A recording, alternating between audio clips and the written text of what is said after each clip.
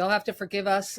Noel and I were just listening to one of our favorite artists, Lucinda Williams, Car Wheels on a Gravel Road. If you haven't listened to it, you gotta. All right. Today's conversation is going to be about what to expect when you're expecting CMMC. Both of us are mothers, so we know what pregnancy is like. Yep. Yep. And so we figured that would be a perfect topic for today's compliance quarter. All right, let's introduce ourselves, Noel, because some people might not know who we are. I am That's Orly. true. I am the director of marketing here at Prevail. And who are you? I am Noel Vestal, and I am the compliance officer here at Prevail. Oh, and Noel has her own fan club. It's very kind if I do.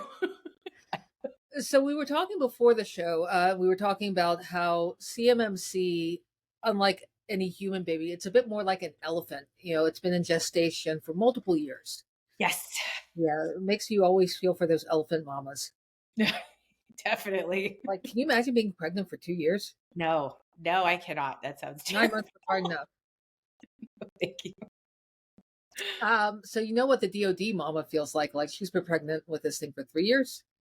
Yeah, I think the DoD mama in this scenario would be the DIB, who is sitting and waiting expectantly. Are they having labor pains? Yeah, I feel like most of the DIB is having labor pains in the CMMC right now. I think that's a fair assessment.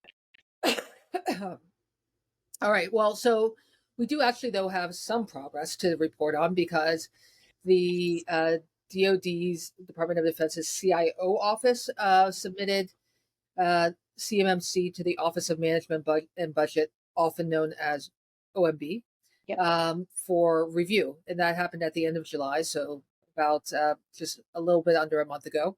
Mhm. And so we thought it would be important to kind of talk people through some of those steps so they know kind of what to expect while they're expecting CMMC to come. Yep. Let someone finds my jokes funny. I love it. I think it's great. All right. So, I mean, what does it mean that now it's at the Office of Management and Budget, which is a government office? What is their role in all this? So and as a blanketed, just statement, I am certainly not an expert in DoD acquisition process, but I've certainly worked with the DoD long enough and watched these processes unfold over and over again. So the OMB is responsible for taking that information and sort of reviewing it. So they have usually 60 days, depending, but 60 days is most likely what they have in this scenario as well. And they go through it, make sure that the rule makes sense, make sure that from a financial standpoint, it makes sense. Does it make sense from a contractual standpoint, from a legal standpoint? Sort of their role at a very high level is to sort of, check the T's, dot the I's, make sure that everything makes sense. They'll work with the CIO's office if there are any sort of things that they have questions about or adjustments that need to be done and that kind of thing. The idea is that they want to get all of that sort of churn between OMB as the oversight and CIO's office as the ones who gave them the who actually created the rule. We want to have we want to get all that churn between them done before the next phase of where the rule goes. Okay, so that it can be at the OMB, Office of Management and Budget, for 60 days, up to 60 days. So it was sent to OMB at the end of July. Doing some simple math, that means that it could be there probably through the end of September. Most likely. And if you look at the reg info, so that's the Office of Information and Regulatory Affairs, which is a subset of the OMB, they actually have information on all of the rules and where they are in the process. And according to that site right now, with the CMMC rule, it's proposed to come out for public comment. And essentially what that is exactly what it sounds like, where the OMB working with the CIO's office will put out information for this new rule, and then everyone in the public gets to actually respond to it. They can ask questions, they can suggest things, just really whatever they want to say about this new proposed rule that's coming out. There's a 60-day period for that. So that means that during that time frame, the OMB doesn't have to respond to any of those questions. I mean, they can if they want to, but they don't have to.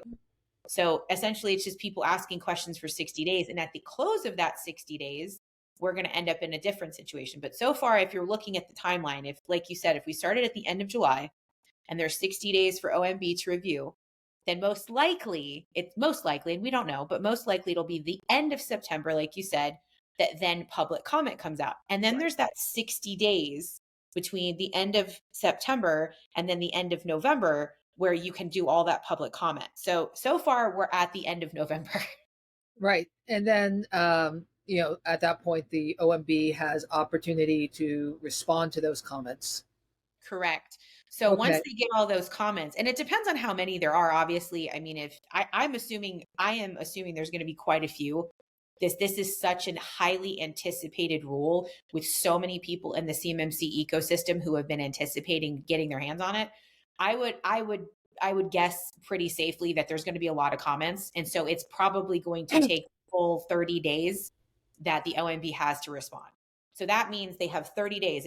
And again, if we do the math, we're at the end of November when the comment period closes, and they have 30 days, it's likely going to be the end of December, which a lot of us are aware that there's a lot of holidays that happen at the end of December There for a lot of are. different I heard there's people. this thing called Thanksgiving. Well, that one's at the end of November too. So yeah, so we're basically in the whole holiday area right there. Right. We start with Christmas, Kwanzaa, Thanksgiving, Hanukkah. Christmas, Kwanzaa, Hanukkah, New Year's Eve. I mean, there's a lot of big holidays in that last 30 days that you Right. have. So my thought is that I don't know how they're going to handle that, but let's just say for the sake of argument that they do actually finish everything and it all gets done by the end of December. The rule itself would, in theory, at that point then come out in January of 2024. And and just so everybody is aware, this is totally, our educated guess on this, and it absolutely could shift. And there's a real possibility that it could shift a little bit in the beginning, because this is something that Orly, you and I were talking about. The place where it most likely will shift is in this period we are in now, where they are having those conversations with the CIO's office, they're getting Right. that feedback. So it could slip a little bit, but I doubt it's going to slip very far because of the fact that it is so high profile right now and everyone's paying attention to it. So it could slip into October. If it does that, then obviously everything gets pushed back based on, Right. how far that is. And it wouldn't surprise me even if they did that. However, we also have to consider that the fiscal year ends on the 30th of September. Right. So there could be a whole lot of stuff going on with that as well. So again, the reason we're talking about all these different things is that there's a lot of different variables that are happening that we're unaware of. So again, this is very much an educated guess. Got it. Um, so once, okay, so let's just reiterate those steps. I'll take a quick moment to do that, and then I'll ask my question. So currently, it's at the OMB's office. We assume it'll be there for 60 days, bringing us to the end of September, beginning of October. Then there's a 60-day comment period after that, going from that end of September, beginning of October, through the end of November, beginning of December. Yep. And then after that public comment period, then comes the opportunity for the OMB to respond to the comments, which brings us to the beginning of 2024. Mm-hmm. So once we're at that beginning of 2024, is that the point at which we expect to see CMMC starting to appear in contracts? So that's a great question. It probably won't be that quickly. It'll probably be somewhere in that first quarter of next year is where it'll start popping up. But again, we also don't even really know an answer to that question right now either, because we've heard, I mean, I know you and I have talked about this many times where we've heard, yes, it's going to be in all the contracts. We've then heard, no, it's going to be a slow rollout of the contract. We don't know yet.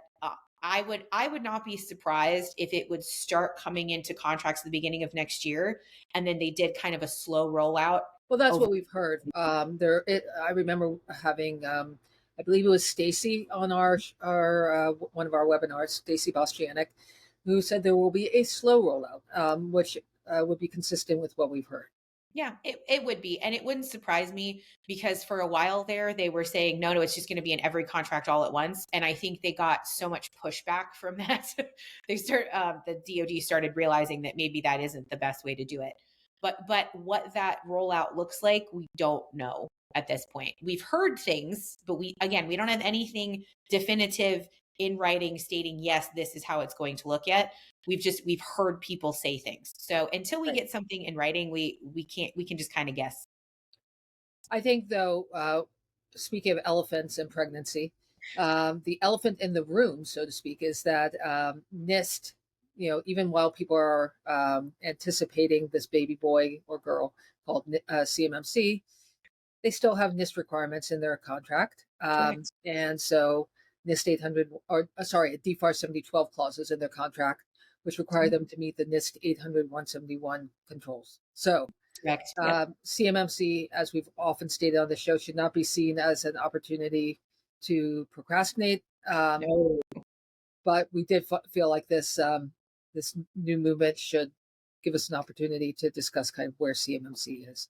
Yeah, and it's a good opportunity too if there is anybody out there who for whatever reason hasn't gotten started, or maybe you're very much in the beginnings. This is your opportunity right now in this last push time frame to go ahead and get yourself set up. And so then that way, to your point, Riley, you're supposed to be doing it anyway. But the idea is that if you haven't started it now, like you really, really need to start, like you need to We get on that. really mean it. We really do. Yeah. All right. I think we have a short compliance corner for today. We sure do. Okay. Brevity is the soul of wit and all that. Thank you, everyone, for joining us, and we will see you next time on Bye. Compliance.